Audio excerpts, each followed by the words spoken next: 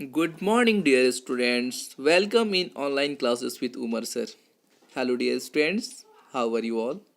I hope to God that you all will fine. Dear student, today we are going to learn about preposition. Before giving the lecture, let's watch a motivational video. Then I will come on the point and start this chapter. जब problem पे ध्यान लगाओगे ना तो गोल दिखना बंद हो जाएगा और जब गोल पे ध्यान लगाओगे तो प्रॉब्लम दिखनी बंद हो जाएगी। आदमी जिंदगी में उतना ही बड़ा कर सकता है जितना बड़ा सोच सकता है। हिम्मत चाहिए, हिम्मत बड़ा करने के लिए हिम्मत नहीं चाहिए, पहले बड़ा सोचने के लिए चाहिए। अगर जिंदगी में सफल होना चाहते हो तो सफल लोगों की भीड़ में खड़े हो जाओ, वो धक्का मार मार के आपको सफल बना देगा। Dear students, preposition. Dear student, in this lesson, we will discuss all about preposition. It is the 6 parts of speech from the 8 parts of speech that we are learning. We have already discussed about 5 parts of speech, which are noun, pronoun, verb, adjective, adverb. Okay, dear students, come the point. English Grammar Lectures 11, Parts of Speech, Preposition. It is the 6th parts of speech, and we will learn prepositions. It's all about the preposition and types of prepositions. Lecture by your dear sir. You know, dear sir, Umar sir. Thank you so much. Okay, dear student, what is preposition? A preposition is a word. A preposition is a word that shows the relation between a noun, a pronoun, and some other words in a sentence. That means preposition stands for the relation. Okay, let's come to understand the example. Example को समझते हैं. Sita was wife of Ram. What is the relation between the Sita and the Ram here? Here a word of is indicating relation. Sita का जो relation है राम से, वो यहाँ जो वर्ड ऑफ है वही इंडिकेट कर रहा है कि सीता और राम के बीच में क्या रिलेशन है. सपोज डैट कुछ समय के लिए ऑफ को यहाँ से हाइड कर दिया जाए, ऑफ को हटा दिया जाए, तो क्या बचेगा? Sita was wife Ram. सीता पत्नी थी राम. रिलेशन आ रहा है? रिलेशन नहीं आ रहा ना. रिलेशन को स्टैंड करने वाला वर्ड क्या कहलाता है? प्रीपोजिशन कहलाता है. I think you will understand. Okay dear students, preposition means relation. Okay, come the point. Preposition, mind it, it's just like for the notice for you, all of you. Prepositions must be always followed by a noun or a pronoun. Preposition हमेशा noun या pronoun के द्वारा ही follow किया जाता है. The bone was for the dog. bone था किसके लिए? The dog के लिए. यहाँ पे जो for है वो इंडिकेट किया. अब for जो है किसके द्वारा फॉलो किया जा रहा है? द डॉग के द्वारा. द डॉग क्या है? द डॉग आपका नाउन है और उसके पहले क्या है? प्रीपोजिशन है. तो नाउन या प्रोनाउन के द्वारा फॉलो किया जाता है आपका preposition. Come the point. According to the book's definition, a preposition may be defined as a word, a group of words, etc. Like the example at, in, out of, etc. used before a noun or pronoun, etc. To show its relation with another words in a sentence. Relation को indicate करने के लिए एक word से another words को relation क्या है उसको इंडिकेट करने के लिए प्रीपोजिशन का इस्तेमाल करते हैं. जैसे एग्जांपल दिया हुआ है, दे कैम हियर एट 5 PM. वे लोग आए यहाँ पे कब आए? 5 बजे. अब वे लोग का रिलेशन 5 बजे से है. कौन इंडिकेट कर रहा है यहाँ पे? एट. एट क्या हुआ? प्रीपोजिशन. ही वॉज बॉर्न इन 1980. उनका जन्म कब हुआ था? 1980 में. तो उसका जन्म 1980 में हुआ था. तो कब ये 1980 का जो 1980 और उसका जो बीच का रिलेशन है वो कौन सा वर्ड इंडिकेट कर रहा है? In. She went out of the room. वह गई. कहाँ गई? रूम से बाहर गई. कौन सा वर्ड है जो ये बता रहा है कि उसका रिलेशन रूम से था? Out of. Dear thank you so much. आपको समझ में आ रही है ना डियर स्टूडेंट्स?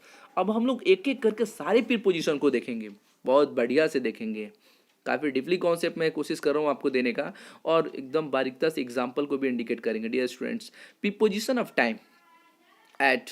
सबसे पहले हम लोग एट के बारे में समझेंगे. At is use to indicate when something happens. We use at with clock times.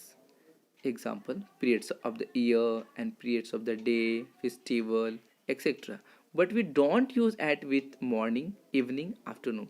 Morning, evening, afternoon के साथ एट का इस्तेमाल नहीं करेंगे. समय ड्यूरेशन के साथ करेंगे. दिन का ड्यूरेशन हो, साल का ड्यूरेशन हो, कोई फेस्टिवल हो, कोई पीरियड्स ऑफ टाइम हो. एग्जाम्पल को मैं क्लियर कर रहा हूँ. The train left at 8 o'clock. The train left at 8 o'clock. She use to go to temple at Dussehra and Diwali. वह जाया करती थी मंदिर कब? दशहरा और दिवाली में. एक रिलेशन को इंडिकेट किया ना, एक ड्यूरेशन को इंडिकेट किया, आपके पीरियड ऑफ फेस्टिवल ड्यूरेशन को क्लियर किया. He came here at the weekend. वह सप्ताह में यहाँ पे आती थी. She married at the age of 20. उसने शादी किया 20 साल की उम्र में. आपको यहाँ पे क्या है? Age of 20. ईयर पीरियड को क्लियर कर रहा है. टाइमिंग ईयर को क्लियर कर रहा है. I called on my friend at night, मैंने रात में अपने दोस्त को बुलाया था. क्लियर हो ना, नाइट के टाइमिंग का क्लियर कर रहा है. We rested at noon, dawn, dusk, like this. In is used to indicate the period of time in which something happens. ये भी पीरियड ऑफ टाइम को इंडिकेट कर रहा है जब कुछ होता है. तो we use in with centuries, years, season, months, period of the day, morning, evening, afternoon, like this. Morning, evening, afternoon, इसके साथ में इनका इस्तेमाल होगा. डियर स्टूडेंट, मैं एक बात बता दूं आपको, इसमें लिखा मैंने नहीं है. एट का इस्तेमाल डे और नाइट में किया जाता है और इनका इस्तेमाल मॉर्निंग, इवनिंग, आफ्टरनून में किया जाता है. ये ध्यान रखेंगे आप लोग, ठीक है. यहाँ एग्जाम्पल दिखा रहे हैं हम आपको इन में. She was born in 1990. उसका जन्म कब हुआ था? 1990 में. They visited this place in summer. Season को क्लियर किया ना. He called on me in the evening. Evening आ गया आपका. The theft took place in the day time. My father went to the USA in October. Month के time को clear किया, season के टाइम, पीरियड ऑफ सीजन को clear किया, period of month को क्लियर किया, पीरियड ऑफ मॉर्निंग को clear किया है ना, पीरियड ऑफ ईयर को क्लियर किया. Come the point. On is used with the days, dates, birthday, anniversary, etc. On का इस्तेमाल किया जाता है दिन के पहले, डेट के पहले, बर्थडे के पहले, एनिवर्सरी के पहले. जैसे example, we went to see a movie on Tuesday. हम लोग गए हुए थे मूवी देखने के लिए. कब? ट्यूसडे को. क्लियर कर रहा है ना, ये आपका डे का नाम है ना. Thank you so much. He was born on October 3, 1980. उनका जन्म हुआ था अक्टूबर. मंथ के नेम है ना, मंथ के नेम के पहले अपना आया ना on. Thank you. We congratulated him on his birthday. Birthday के पहले ऑन आया ना. We gave them a gift on their 20 marriage century, sorry marriage anniversary. 20वें मैरिज एनिवर्सरी में हम लोगों ने उनको गिफ्ट प्रोवाइड किया था.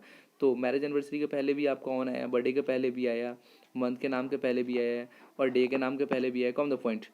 नोट में we use on with morning, afternoon, evening, etc when they are modified. जब morning, afternoon, evening modify form में होता है, कुछ मॉडिफाई का मतलब उसके पहले कुछ जुटने वाला है, तब जो है हम लोग उसके पहले ऑन का इस्तेमाल करते हैं, नहीं तो इनका इस्तेमाल करते हैं. इसके पहले ऑलरेडी मैंने बताया आपको. They reach here on a hot afternoon. यहाँ सिर्फ आफ्टरनून नहीं, ऑन लगा है तो आफ्टरनून के पहले क्या, अ हॉट लगा हुआ. आफ्टरनून तो है लेकिन गर्म, अ हॉट वर्ड वो लगा हुआ है आफ्टरनून के पहले. दैट मीन्स हम ये कह सकते हैं कि ये जहाँ यहाँ पे जो आफ्टरनून है ये मॉडिफाई फॉर्म में है. People did not come out of their houses on a night like this. We went for fishing on a pleasant morning. Thank you so much. Next come the point. During के दौरान ऐसे हिंदी में इसको बोलते हैं. During may be used instead of in. in की जगह पे इस्तेमाल होता है, हो सकता है. With periods of day, periods of month, periods of season, periods of years, periods of decades and centuries to express the idea that something continues throughout the whole of a specified period. We work during the day and sleep during the night. हम लोग दिन के दौरान काम करते हैं और रात के दौरान सोते हैं. We try to contact people during October. हम लोग अक्टूबर के समय लोगों को संपर्क में करने की कोशिश करते हैं. During the 90s, many taxes were imposed. She used to ring up many times during the week. During the journey, I came to respect her. By is used to indicate the latest time at which an action will finished. By का इस्तेमाल किया जाता है to indicate the latest time at which an action will be finished. ऐसे time को indicate करना जब action समाप्त होने वाला होता है. He will finish this work by 5 o'clock. वह इस काम को समाप्त कर लेगा. लास्ट लेटेस्ट टाइम क्या है इसका? 5 बजे तक ये काम समाप्त हो जाएगा, काम हमारा फिनिश हो जाएगा. By that time the moon was up. उस समय तक मून क्या हो जाएगा? अप हो जाएगा. You must come to me by 8 AM. तुमको मेरे पास आ जाना है. कब तक? लास्ट टाइमिंग ये बता रही है. लेटेस्ट टाइम मतलब कि लास्ट टाइम को इंडिकेट कर रहा है. 8 बजे तक आपको मेरे पास आ जाना है. Application must be receive. Application जो भी है वो रिसीव हो जाना चाहिए बाय 10th मई. 10th मई तक सारे के सारे एप्लीकेशन रिसीव हो जानी चाहिए. ये आपको क्या इंडिकेट कर रहा है बाय यहाँ पे? The latest time at which an action will be finish. Thank you.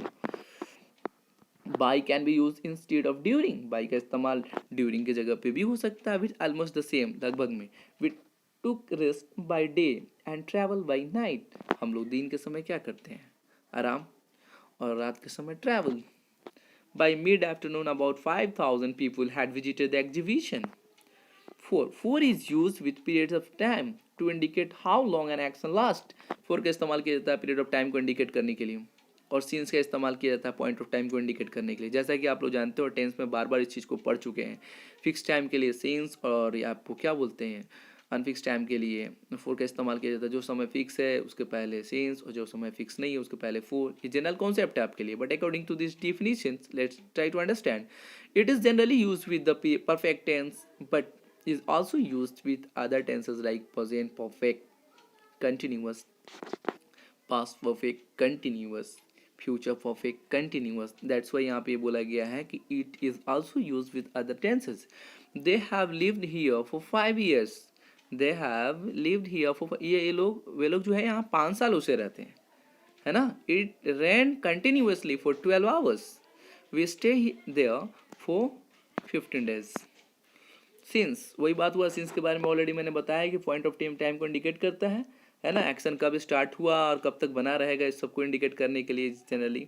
He has lived here since 1980। वह यहाँ पे रहता है कब से, 1980 से। जब से रह रहा है बिगिनिंग से लेकर, और अभी तक कंटिन्यू है यहाँ पे रहना उसका। Everything has change since the last summer. It has not rain since the end of June. He had been writing novels since he was 30 years old. He had been writing, वह novel लिख रहा था since he was 30 years old. जब वो 30 साल का था तब से जो है नोवेल का बिगिनिंग किया, लिख रहा है। अभी आगे पास्ट में भी ये कंटिन्यू है। From indicate the starting point of an action in the past or future. From क्या इंडिकेट करता है, starting point of an action. कोई काम शुरुआत होती है ना, उसके स्टार्टिंग पॉइंट को इंडिकेट करता है, वो पास्ट में हो या फ्यूचर में हो। It is always used with to or till. It is always used with, अपने साथ इस्तेमाल करता है। किसका इस्तेमाल करता है बच्चों, टू और टील के साथ इस्तेमाल करती है। टू और टील जो अपने साथ ले लेता है। जैसे एग्जांपल लिखते हैं, they lived here from 90, till या टील सेम, टील 1990, है ना, 1990। We work from morning to या till evening. Say live with them from the age of 20। वो लोग के साथ रहती है कब से, 20 साल की उम्र से, है ना। अपने साथ टील एंड टील को लेकर चल रहा है ना ये from. Thank you. He lives in his office from 9 AM to 5 PM। He lives in his office, वो अपने ऑफिस में रहते हैं कब, कितने बजे कितने बजे तक, 9 AM to 5 PM। टू है ना इसमें भी, फ्रॉम को जब भी यूज होती है ना फ्रॉम, अपने साथ टू और टील को लेकर चलता है। टील या अनटिल क्या है, इसको भी देख लेते हैं। Till and until are used to show something happening or done up to a particular point in time and then stopping. till या until मतलब तक होता है, कोई भी काम शुरुआत हुई है तो कब उसका पर्टिकुलर एक पॉइंट ऑफ टाइम जो इंडिकेट करता है स्टॉपिंग का, कब ये इंडिकेट करता है कब ये रुकेगा काम। He is expected to be here until the end of the week. I think वो एक्सपेक्ट करता है यहाँ पे कब तक, ये इस सप्ताह के अंत तक। I was employed by the company until 1980। 1980। Before and after, the preposition before and after. Before after का मतलब जानते हैं आप लोग, बिफोर मतलब पहले, आफ्टर मतलब बाद में। The preposition before and after are used to relate events to a particular time. Time को इंडिकेट करता है पहले या बाद में। Before means earlier than, and after means later than something. I get up before 6। मैं 6 बजे से पहले जगता हूँ। She returned before Monday. They came here after 8 o'clock. We went to Paris for years after our marriage.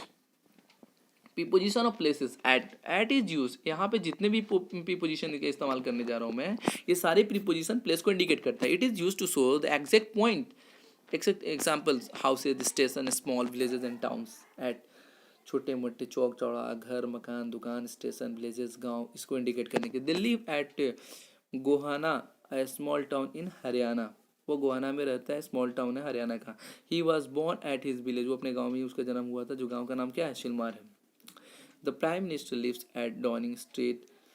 वो कहाँ रहते हैं, at 10 Downing Street. She works at the town hall. वो कहाँ वर्क काम करती है, टाउन हॉल में। The plane landed at London airport. The train stop at new Delhi railway station. In is generally used when the reference is not to any specific place or to the names of large cities, countries, continents, etc. Many people in India live in the villages. That means मैं shortcut में आपको समझाऊं तो यही समझो कि छोटे मोटे शहरों के नाम, गांव का नाम, कस्बा के नाम के साथ ऐट का इस्तेमाल होता है। बड़े सिटी के नाम, स्टेट का नाम, कंट्रीज के नाम, इसके पहले इनका इस्तेमाल किया जाता है। जैसे मैनी पीपुल इन इंडिया, है ना, लिव इन विलेजेस, भारत के बहुत सारे लोग गांव में रहते हैं। They use to live in Bangalore, the Indians live in India, है ना। On is used to indicate a particular area of land or place where something is. On is used to indicate a particular area of land. On का मतलब किसी धरती पे, धरातल पे कोई वस्तु हो, और प्लेस वेयर समथिंग इज, कुछ कोई वस्तु रखा हुआ हो। ही spent a few days on an island, वो काफ़ी कुछ दिन अपना समय बिताया आइलैंड पर। He worked on a farm for some time. They built their houses on a beautiful piece of land. वे लोग घर बनाते हैं कहाँ पे? खूबसूरत सा टुकड़ा है, धरती के टुकड़ा पे, है ना। प्रीपोजिशन ऑफ डायरेक्शन, डायरेक्शन दिशा को इंडिकेट करने वाले प्रीपोजिशन को मैं देखने जा रहा हूँ अभी। From is use with the starting point or point of departure from a place or the point of origin. From का इस्तेमाल शुरुआत, एक्शन कहाँ से शुरुआत हुआ उसको इंडिकेट करने के लिए, और कोई भी एक्शन जैसे कि कोई कहीं से आ रहा है, departuring action, departure from a place or the point of origin, किसी जगह से कोई डिपार्चर हो रहा है उसको इंडिकेट करने के लिए भी फ्रॉम का इस्तेमाल किया जाता है। जैसे मैं पटना से आ रहा हूँ, मैं कहाँ से आ रहा हूँ? पटना से। मेरा डिपार्चरिंग कहाँ से हो रही है? पटना से, तो I am coming from Patna बोलते हैं ना, सिमिलरली वैसे इस्तेमाल करते हैं इसका। दे कैम फ्रॉम चाइना, वे लोग आए, कहाँ से आए? चाइना से आए। वी स्टार्टेड फ्रॉम चेन्नई, हम लोग ने स्टार्ट किया था कहाँ से? चेन्नई से। The train from Calcutta has arrived, है ना, आ चुकी है ट्रेन। कहाँ से ट्रेन आई है? कलकत्ता से आई हो। जो डिपार्चर जिस पॉइंट से हो रही है उसको इंडिकेट करने के लिए फ्रॉम का इस्तेमाल करते हैं। O double F, off means from the surface of and also down the from. जब कोई वस्तु वो अपने जगह को छोड़ के उसको सेपरेट करता है, सेपरेशन बिटवीन टू थिंग्स। जैसे एग्जाम्पल मैं आपको बता रहा हूँ कि बिल्ली जो है मेज से कूद गई। बिल्ली जब मेज से कूदेगी तो मेज अलग होगा और बिल्ली अलग हो जाएगी। The cat jumped off the table, like the example. He took the head off the table, उसने उठाया, क्या उठाया? हेड को उठाया। लेकिन जब हेड को उठाया तो टेबल अलग हो गया और हेड अलग हो गया। सेपरेशन बिटवीन टू थिंग्स हुआ ना, separation between two things, clear हुआ ना concept. The boy fell off the tree, बच्चा गिरा पेड़ से, तो क्या पेड़ और बच्चा दोनों एक साथ है क्या? नहीं ना, पेड़ अलग है अपने जगह पे है और बच्चा, दोनों में सेपरेशन हुआ ना, separation between two things. Thank you. The ball rolled of the floor, ball जो है रोल कर रहा है, तो वो जब रोल कर रहा है, भाग रहा है, घूम रहा है, तो एक सरफेस को क्या कर रहा है? एक जगह से दूसरी जगह जा रहा है ना। Keep of the grass, like example. Out of means from the interior of something. आप मोतिहारी से बाहर चले गए, है ना, इस शहर से बाहर चले गए, इस स्टेट से बाहर चले गए, interior of something. He went out of the room, वो रूम से बाहर चला गया। The bird flew out of the cage, चिड़िया जो था वो अपने घोंसले से निकल गया, अपने केज से निकल गया, पिंजरा से। She jump out of the self, I saw him coming out of the library, मैंने देखा उसे आते हुए, कहाँ से देखा? लाइब्रेरी से निकल के आते हुए। Direction towards, four is used to show direction only when the verb indicate the beginning of a movement. She left for Japan early in the morning. It indicates the beginning of a movement. यह क्या बताता है? कि कोई भी movement हो रहा है उसके बिगिनिंग को बताता है। We set off for New York. हाँ, they left for home late at night. Against means to have contact, पेशा। against का मतलब विरुद्ध भी होता है, विपक्ष भी होता है ना, उसको क्या बोलते हैं? Means to have contact of पेशो। The child threw the ball against the wall, बच्चे ने बॉल को थ्रू किया बॉल को, तो वो जो दीवार से टकराया गया ना, the ball against the wall, ball जो है वो दीवार के अगेंस्ट काम करेगा ना, दीवार पे बच्चा बॉल मारेगा तो फिर बॉल वापस आएगा। क्यों वापस आ रहा है? क्योंकि दीवार के अगेंस्ट हो गया, वो दीवार से टकरा के रिटर्न हुआ। The crowd pressed against the door, he put the ladder against the wall. अगर आपको घर में सीढ़ी लगानी है, कोई काम है अगर आपको, तो क्या करेंगे? अगेंस्ट द वॉल ही ना आप लैडर को स्टैंड करेंगे। सी stood with her back against the wall. Two is use for destination और द एंड पॉइंट, डेस्टिनेशन को बताने के लिए, ये एंड पॉइंट को बताने के लिए। जैसे example, he went from Delhi to Ambala, वह गया कहाँ से? दिल्ली से अम्बाला के लिए। इसका डायरेक्शन फिक्स है। जैसे मैं एग्जांपल बोल रहा हूँ आप लोग के लिए, आप बोलते हो ना कि मैं स्कूल जा रहा हूँ, I am going to school बोलते हो ना, तो स्कूल ही जाते हो ना, मार्केट तो नहीं चले जाते हो। तो फिक्स डायरेक्शन को इंडिकेट करने के लिए जो हमारा जो फिक्स डेस्टिनेशन है, जो एंड पॉइंट है, उसको इंडिकेट करने के लिए टू का इस्तेमाल करते हैं। इसके बाद जो हमारा वर्ड्स आ रहा है प्रीपोजिशन टुवर्ड्स है, towards is also used to indicate the direction of something, इसका भी इस्तेमाल डायरेक्शन को इंडिकेट करने के लिए किया जाता है। बट इसमें और टू और towards, what is the difference between two and towards? Let me understand, मुझे समझाने दीजिए आप। टू और टुवर्ड्स में क्या फर्क है? टू इंडिकेट करता है एक फिक्स डेस्टिनेशन और एंड पॉइंट को। I am going to school, मैं स्कूल ही जाऊंगा, वी मार्ट नहीं चले जाएंगे हम, है ना।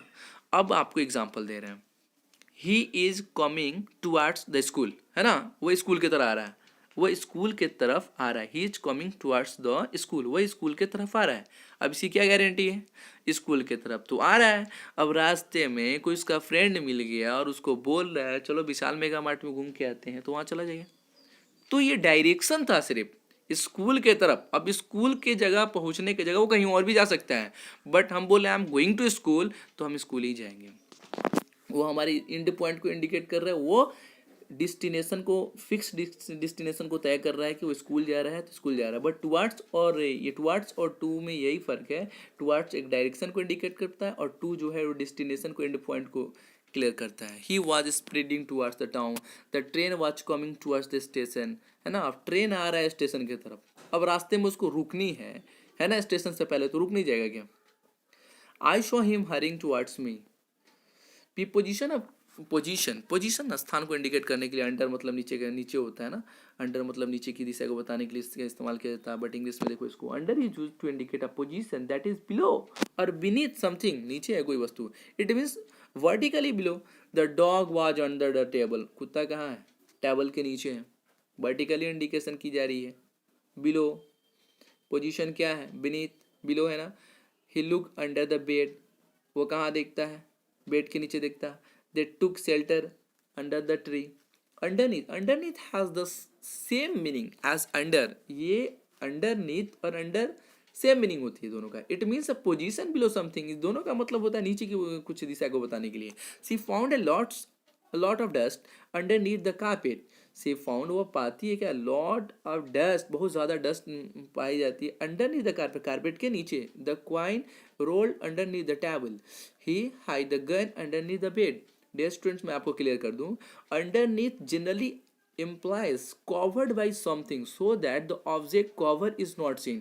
अब जैसे एग्जांपल है, she found a lot of dust, अब जो डस्ट है वो कहाँ है? कारपेट के नीचे, वो जो दिख नहीं सकता, अंडर कवर है वो। मैं क्या इंडिकेट कर रहा हूँ? कवर्ड बाई समथिंग, वो कवर्ड बाई समथिंग है, so that the object cover is not seen, वो जो ऑब्जेक्ट है जो कवर किया वो दिख नहीं रहा है, ऐसे ऑब्जेक्ट को इंडिकेट करना और नीचे बताना है, तब हम अंडरनीथ का इस्तेमाल करते हैं। स्पेशली अंडरनीथ का सेंस यहीं पे होता है कि जिस ऑब्जेक्ट के बारे में हम बात कर रहे हैं वो ऑब्जेक्ट क्या आपका? Not scene.